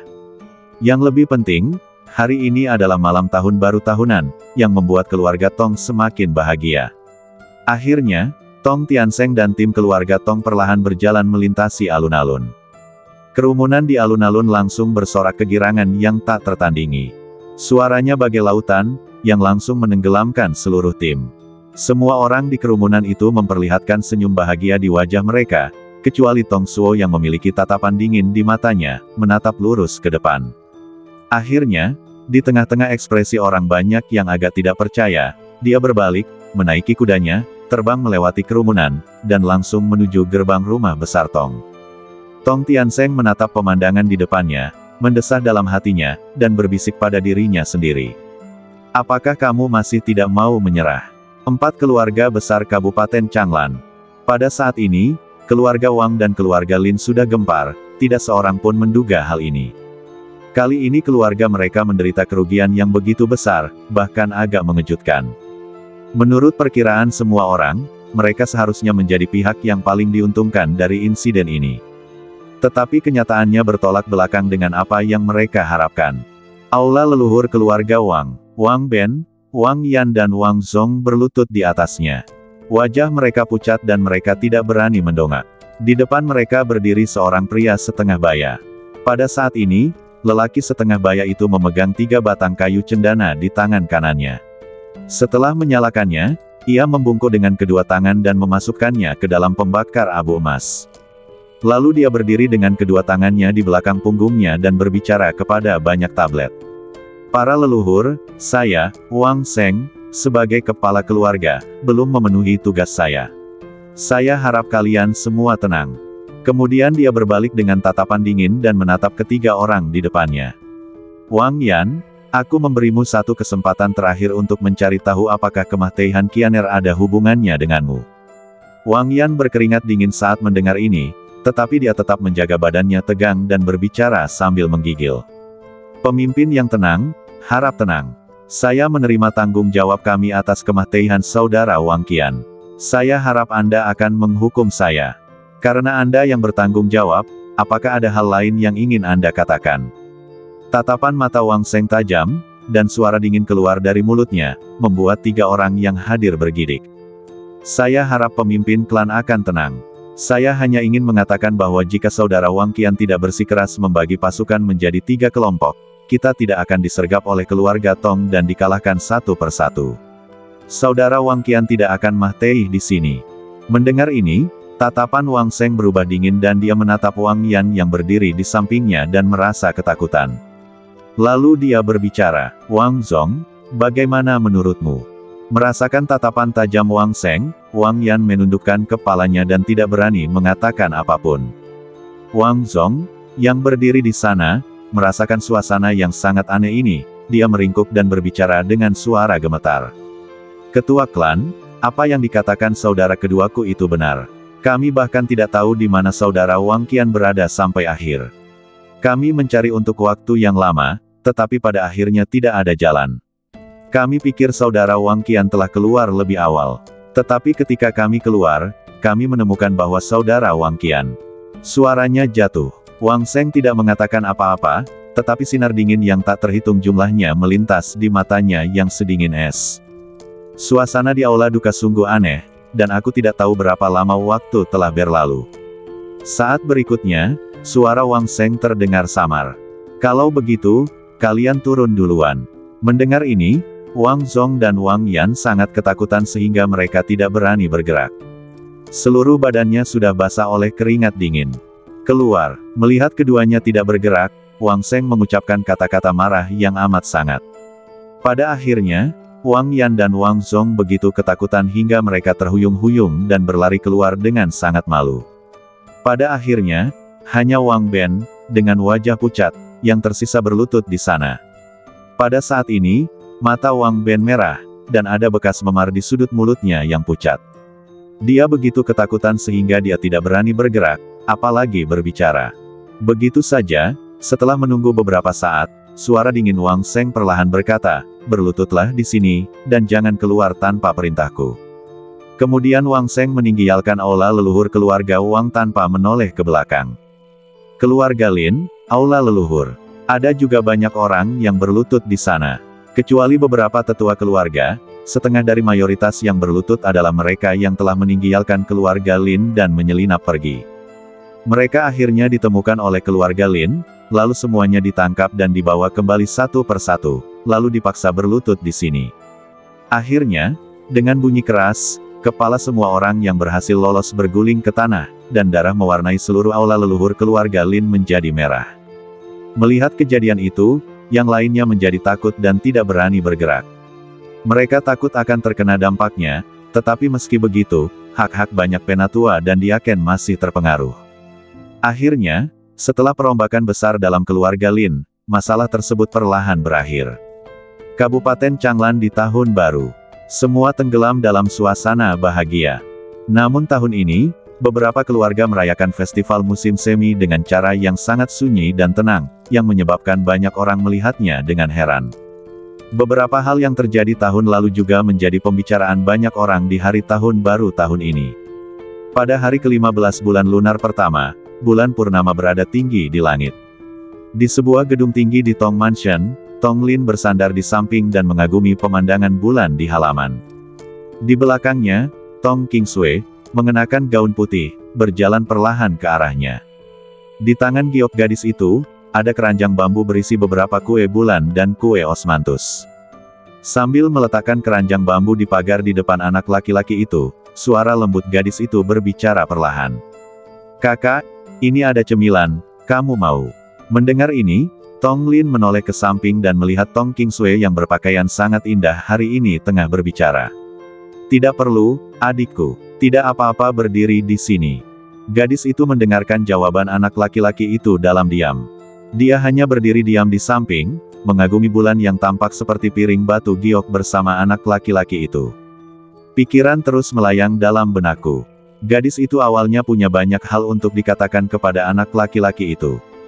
Tetapi saat kata-kata itu sampai di bibirku, aku tidak dapat mengatakannya.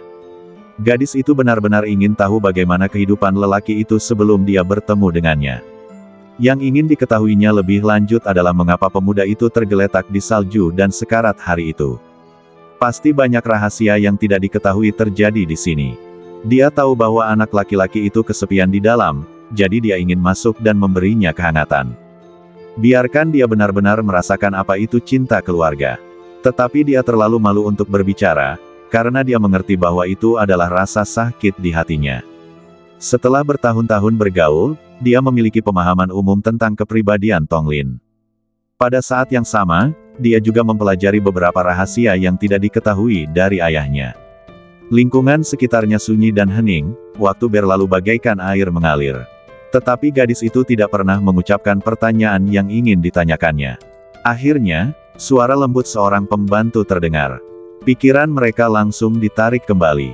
Ketika menoleh ke belakang, mereka hanya mendengar, "Tuan, Nona, Tuan sedang menunggu Anda di ruang rapat.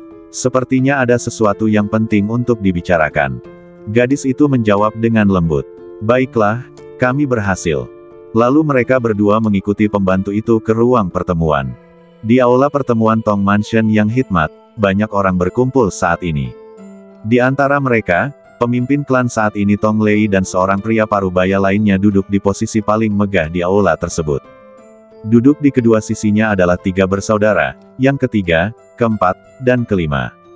Tentu saja, ada juga beberapa orang tua yang dihormati dalam keluarga. Adapun para kepala pelayan keluarga, mereka berdiri di samping dan di belakang semua orang. Di depan aula, beberapa anggota keluarga Tong yang lebih muda berkumpul. Kelompok pemuda ini dipimpin oleh Tong Suo. Tong Suo berdiri di tengah dengan ekspresi sangat serius. Seolah-olah seseorang berhutang padanya, dia selalu memasang wajah tegas dan tampak tegang. Hal ini membuat banyak anak muda tidak senang, tetapi karena keagungannya, mereka tidak banyak bicara. Namun tanpa disadari, perpecahan telah muncul. Akhirnya, dengan kedatangan Tong Lin dan Tong Kingsway, suasana yang sangat menyedihkan di aula mulai sedikit mereda. Di depan aula, Tong Lei memandang generasi muda keluarga Tong yang semuanya telah tiba dan berbicara. "Semuanya, orang di sebelahku adalah putri dari Kabupaten Changlan. Aku yakin beberapa dari kalian sudah pernah melihatnya. Kehadirannya di sini hari ini juga membawa kehormatan bagi keluarga Tong kita. Sang putri akan menjelaskan beberapa hal berikut kepada Anda." Ketika semua orang mendengar ini, mereka semua bingung dan tidak mengerti apa yang sedang terjadi. Namun, dilihat dari ekspresi banyak tetua yang hadir di aula yang terlihat sangat serius. Apa yang ingin dibicarakan oleh wali kota seharusnya tidak sederhana. Benar saja, suara rendah sang putri terdengar. Semua orang sedikit tercengang. "Semuanya, apa yang akan saya sampaikan sangat penting bagi seluruh Kabupaten Changlan. Saya harap Anda dapat memberikan kontribusi. Tentu saja, aku tidak akan memperlakukanmu dengan tidak adil. Selama kamu bersedia, aku bersedia memberimu kristal darah sebagai hadiah setelahnya." Mendengar tentang kristal roh darah, ekspresi banyak pemuda di aula menjadi gembira. Bahkan Tong Suo, yang biasanya memiliki wajah tegas, menunjukkan sedikit keterkejutan saat mendengar 3 kata kristal roh darah. Tong Kingsway, yang berdiri di sebelah Tong Lin, membuka sedikit bibir merahnya dengan ekspresi terkejut di wajahnya. "Tahukah Anda, kristal darah sangat berharga bagi mereka. Kristal ini mengandung energi urat bumi, dan merupakan benda yang sangat diperlukan bagi mereka untuk mencapai tahap pendirian fondasi. Benda ini juga sangat berharga dan sulit ditemukan jauh di dalam bumi. Jika seorang pembudidaya biasa dapat menemukan 1 atau 2, mereka akan bernilai jutaan batu roh jika dilelang." Jelaslah banyak anak muda di aula itu yang sangat gembira dengan imbalan yang besar itu. Ketahuilah, bahwa manusia terbagi ke dalam beberapa golongan, begitu pula para pendeta. Bahkan keterampilan yang dipraktikkan oleh para kultivator pun terbagi dalam beberapa tingkatan. Hal yang sama berlaku dalam bidang pembangunan fondasi ini. Bangunan pondasi dibagi menjadi bangunan pondasi urat langit, bangunan pondasi urat tanah, dan bangunan pondasi urat pasang surut dan urat roh. Di antara semuanya, membangun fondasi Heavenly Vein adalah yang paling sulit. Dari zaman purba hingga sekarang, saya khawatir tidak ada seorang pun yang mampu membangun fondasi dengan Heavenly Dragon Key. Setidaknya jika Anda melihat banyak dinasti, Anda mungkin tidak dapat menemukan 1 orang pun. Yang kedua adalah fondasi urat tanah. Meskipun sulit membangun fondasi dengan urat tanah, selalu ada beberapa orang dalam dinasti yang dapat berhasil membangun fondasi dengan badan urat tanah. Jadilah seorang jenius tak tertandingi yang menjadi pusat perhatian semua orang. Berikutnya adalah pembangunan pondasi pasang surut. Menurut rasio pembangunan pondasi tahunan, hampir 1/10 dari setiap dinasti dapat berhasil membangun pondasi, dan 10 dari 100 orang dapat berhasil. Proporsi pembangunan pondasi jauh lebih besar dibandingkan dengan pembangunan pondasi urat tanah. Hal terpenting berikutnya adalah membangun fondasi dengan urat-urat spiritual, dan tidak ada yang tahu berapa banyak urat-urat spiritual yang ada di benua ini. Ada 3 urat spiritual di Kabupaten Changlan saja, dan yang terbesar terletak di Tanah Suci di tepi pegunungan Senlong. Di aula pertemuan yang hikmat, semua orang menjadi sedikit gelisah karena kemunculan kristal roh darah. Namun kegelisahan ini segera diredam oleh Tong Lei. Lalu suara lelaki setengah baya itu terdengar lagi. Jangan terlalu bersemangat, semuanya. Hadiah ini bukan sesuatu yang bisa kalian dapatkan dengan mudah. Kalian harus bekerja keras untuk mencapai hasil yang memuaskan saya sebelum kalian bisa mendapatkannya. Setelah mendengar ini, semua orang tiba-tiba menyadari bahwa apa yang disebut hadiah ini tidak dapat diberikan begitu saja, dan itu tergantung pada apakah pihak lain merasa puas. Tetapi meski begitu, kekuatan kristal roh darah masih sangat besar bagi para pemuda ini. Sebelum lelaki parubaya itu selesai berbicara, seorang pemuda di kerumunan bertanya langsung. Lalu bagaimana menurutmu kita bisa mendapatkannya? Tetapi baru saja dia selesai bicara, Tong Lei berteriak padanya. Berani sekali kau tidak punya hak bicara di sini. Tetapi ketika Tong Lei baru saja berdiri dan hendak kehilangan kesabarannya, lelaki parubaya di sebelahnya melambaikan tangannya dan menekannya. Melihat hal itu, pemuda itu terpaksa menutup mulutnya karena cemas dan tidak berani mengatakan apa-apa lagi. Menatap tatapan tajam dari banyak pemuda di aula, pria parubaya itu berhenti menjual gugatannya dan langsung berbicara. Semuanya, jika kalian ingin mendapatkan kristal roh api ini, maka kalian harus menjaga gelar daerah pertama di Qin untuk daerah Changlan kita. Dan jangan remehkan gelar ini. Berkat gelar inilah jumlah sumber daya kerajaan yang dialokasikan untuk negara kita 20 kali lipat lebih besar dari negara lain. Ini bukan jumlah yang sedikit. Bisa dikatakan semua sumber daya pengadilan difokuskan pada kami. Justru karena itulah 4 keluarga besar dan kekuatan lainnya di negara kita lebih dari 100 kali lebih kuat daripada di negara lain. Saya bahkan dapat mengatakan bahwa setengah dari sumber daya yang dinikmati oleh 4 keluarga besar Anda disediakan oleh negara kita dari kantongnya sendiri. Jika bukan karena negara kita, bisa dikatakan keempat keluarga besar kalian tidak akan berada di tempat mereka saat ini. Jadi kamu mengerti, banyak pemuda yang terkejut ketika mendengar hal ini. Mereka belum pernah merasakan dunia, jadi mustahil bagi mereka untuk memikirkan hubungan kepentingan antara Kabupaten Changlan dan 4 keluarga besar. Dan jelas ini adalah pertama kalinya mereka mendengar hal seperti itu. Tak lama kemudian banyak pemuda mulai ragu-ragu. Berdasarkan maksud sang putri, tidak sulit bagi mereka untuk memahami jika mereka menginginkan kristal roh darah. Mereka harus bersaing dengan negara lain, dan sifatnya ini seperti kompetisi untuk mendapatkan ranjau spiritual. Akan tetapi, jelaslah bahwa persaingan semacam ini lebih sengit daripada perebutan ranjau rohani. Jumlah tim yang berpartisipasi mungkin puluhan kali lipat lebih banyak. Selain itu, pohon yang tinggi menarik angin. Sebagai daerah terpenting di negara bagian Qin, daerah Changlan jelas akan menjadi incaran banyak tim peserta. Oleh karena itu, hal ini membuat banyak anak muda di aula tersebut menjadi ragu-ragu. Pria parubaya itu menatap pemandangan di depannya tanpa berkata apa-apa, tetapi hanya mendesah pelan kepada Tong Lei di sampingnya. Aduh, saudara Tong, hari sudah mulai malam. Aku harus kembali. Mengenai masalah ini, terserah padamu untuk memutuskan apakah akan berpartisipasi atau tidak. Tentu saja, saya juga akan memberitahu keluarga lain tentang masalah ini.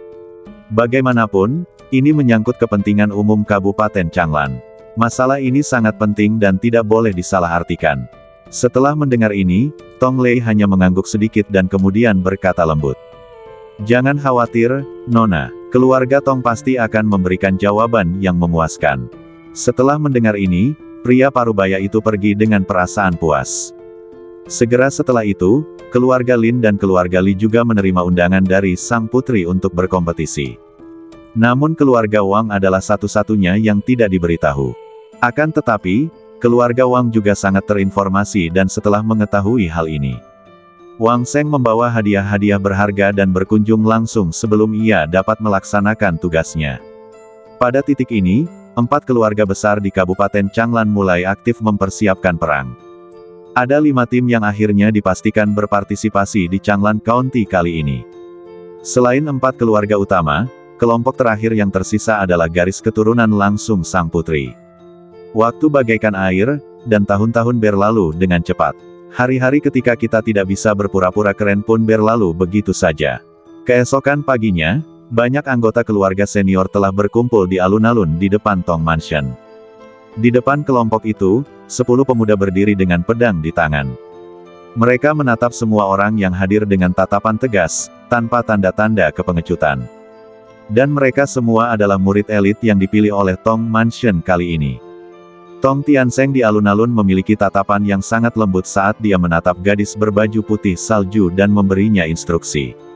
Suir, ayahmu tidak punya permintaan lain untukmu. Aku hanya berharap kamu bisa melindungi dirimu sendiri dan kembali dengan selamat. Segera setelah dia selesai berbicara, dia menatap pemuda di sampingnya dan berkata dengan suara lembut yang sama.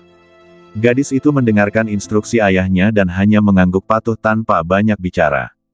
Akhirnya, setelah menunggu sang putri mengirim seseorang untuk menjemput mereka, mereka semua berangkat dengan menunggang kuda. Pada saat yang sama, hal yang sama terjadi pada beberapa keluarga besar lainnya. Di Istana Putri, matahari berada tinggi di langit pada siang hari. Banyak anak muda menunggu dengan cemas di aula. Setelah beberapa saat, seorang pria parubaya berjas katun gelap berdiri di aula dengan kedua tangan tergenggam dan berjalan keluar perlahan. Semua orang melihat ke arah pria itu. Namun, ketika mata semua orang tertuju pada pria parubaya itu dan beralih ke belakangnya, mereka terkejut karena menemukan sesuatu.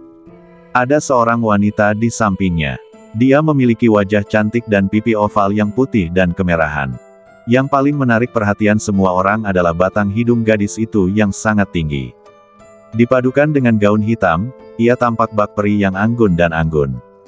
Ia hanya dapat dilihat dari kejauhan dan tidak dapat dimainkan. Saat gadis itu muncul di panggung, dia telah memikat hati banyak orang. Bahkan Tong Suo yang memiliki kepribadian sangat dingin, merasakan jantungnya yang telah lama terdiam berdebar kencang saat melihat gadis itu untuk pertama kalinya. Oh, kalian semua datang cukup awal. Saat lelaki setengah baya itu berbicara dengan suara dingin, semua pemuda di aula menirukannya dengan suara yang dalam. Semuanya, jangan terlalu gugup. Nama belakang saya Su, dan nama pemberian saya Zeng. Jika kalian tidak keberatan, kalian bisa memanggil saya Saudara Su. Mulai hari ini, kita hanyalah belalang yang berada di perahu yang sama. Saya harap kita bisa bekerja sama dan berjuang untuk Kabupaten Changlan bersama-sama. Kami bersedia berjuang demi Changlan sampai mati. Mendengar hal itu, banyak pemuda berlutut dengan satu kaki dan berteriak serempak. Melihat orang-orang yang berlutut dengan satu lutut di depannya, mata Su Zeng menampakkan senyum ramah. Lalu dia menghadap semua orang dan memperkenalkan wanita di sebelahnya. Semuanya, ini putriku Su Qingyan. Mulai hari ini, dia akan menjadi pemimpin tim. Aku ingin tahu apakah kalian punya keberatan. Setelah kata-kata itu diucapkan, semua orang di sekitarnya terdiam, tetapi pada saat ini, seorang pemuda berdiri dan berkata, Putri Su berbakat dan lembut. Kami tidak keberatan dia menjadi pemimpin tim ini. Mendengarkan kata-kata anak laki-laki itu, semua orang tersenyum, hanya Su Zeng yang memberinya tatapan kagum. Buka mulutmu dan bicara, karena tidak ada yang keberatan, mari kita berangkat hari ini.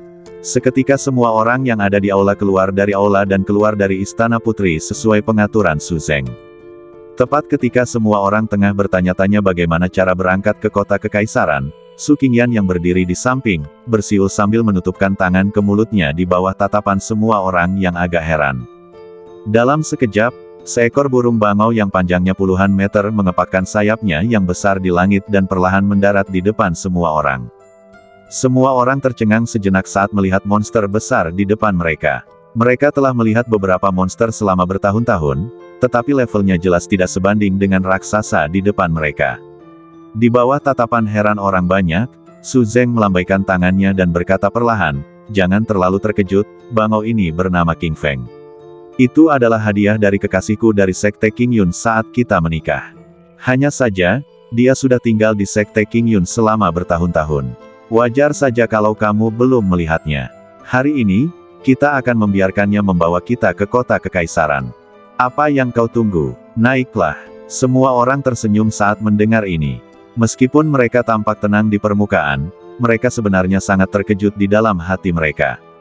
Mereka tidak menyangka bahwa Putri Changlan tidak hanya memiliki dukungan dari Istana Kekaisaran, tetapi kekuatan di belakangnya juga tak terduga, dan sebenarnya terkait dengan Sekte Abadi Qingyun yang legendaris. Tahukah Anda, inilah yang diimpikan banyak orang. Seketika, mata semua orang tanpa sadar tertuju pada gadis Su Qingyan yang berdiri di samping. Mereka tahu betul bahwa dengan kecantikan Putri Qingyan, mustahil baginya untuk tetap tidak dikenal di Kabupaten Changlan selama bertahun-tahun. Satu-satunya penjelasan adalah bahwa yang disebut Putri Qingyan telah tinggal di gerbang abadi yang sangat diinginkan bersama ibunya. Dan dilihat dari burung bangau ini, ibu Putri Qingyan mungkin memiliki status yang sangat tinggi di Sekte Qingyun. Jika demikian halnya, seberapa kuatkah Kabupaten Qingyan nantinya? Mungkinkah dia telah mendirikan yayasannya? Memikirkan hal ini, mereka semua tidak dapat menahan diri untuk tidak menarik napas dalam-dalam. Semua orang di langit berdiri di atas badan burung bangau, merasakan aliran udara energi spiritual di langit terus-menerus melewati pipi mereka. Dia merasakan kebahagiaan yang tak terlukiskan, dan di sekeliling Putri Qingyan, banyak pemuda mengelilinginya, menatapnya dengan tatapan berapi-api. Yang paling menonjol di antara mereka adalah anggota keluarga Lin. Dia mengenakan jubah yang indah, dan tampaknya dia memiliki status yang luar biasa dalam keluarga Lin. Dan dialah pria yang membuat sang putri tersenyum di aula sebelumnya. Namun, menurut Su Qingyan, sanjungan orang-orang ini hanyalah sanjungan orang-orang yang tidak berpendidikan. Jadi dia mengabaikan orang-orang ini, tetap memasang wajah tegas, dan tidak mengatakan sepatah kata pun dari awal sampai akhir. Burung bangau itu sangat cepat dan dalam sekejap mata mereka telah melewati Wuhe, Sichuan. Kota Kekaisaran Kyoto. Parit yang megah mulai terlihat. Setelah beberapa saat angin bertiup pelan, kota Kekaisaran Beijing yang sangat makmur terlihat oleh semua orang. Di sebuah lapangan kosong di kota Kekaisaran, saat angin sepoi-sepoi bertiup, banyak orang melemparkan pandangan penasaran, memperhatikan mahiat-mahiat pemuda ini. Tak lama kemudian semakin banyak orang berkumpul, dan pada saat berikutnya, para pengawal istana, mengenakan baju zirah emas dan memegang tombak panjang, berjalan ke arah mereka melewati kerumunan. Halo, ini pengawal kota Kekaisaran, bolehkah saya bertanya siapa kalian? Mendengar pertanyaan dari seorang komandan penjaga, Su Zeng buru-buru melangkah maju, mengeluarkan dokumen resmi dari pinggangnya dan menyerahkannya. Setelah memeriksa CD, komandan segera berbicara. Ternyata itu adalah sang putri. Silakan ikuti aku. Tak lama kemudian mereka melewati kerumunan dan berjalan perlahan menuju istana. Istana emas yang megah itu purba dan makmur, dengan tembok merah, ubin kuning, balok berukir, dan bangunan dicat, sungguh mempesona dan megah. Dari kejauhan tampak megah, bagaikan seekor naga yang melingkar dan seekor harimau yang berjongkok, serta tertata rapi. Tembok kota yang tinggi pada keempat sisinya tampak megah dan megah, sungguh menakjubkan. Memasuki kota Kekaisaran, komandan pengawal Kekaisaran membawa mereka ke sebuah ruangan istana. Istana itu sangat besar, seperti penginapan, dengan banyak kamar tunggal. Akhirnya, setelah mengatur orang-orang ini untuk beristirahat, komandan penjaga juga berbicara kepada Su Zeng. Putri Su, aku tidak akan mengganggumu lagi. Kalian berdua harus beristirahat dengan baik. Setelah mendengar ini, Su Zeng mengangguk, dan ketika dia hendak pergi, dia dihentikan oleh komandan.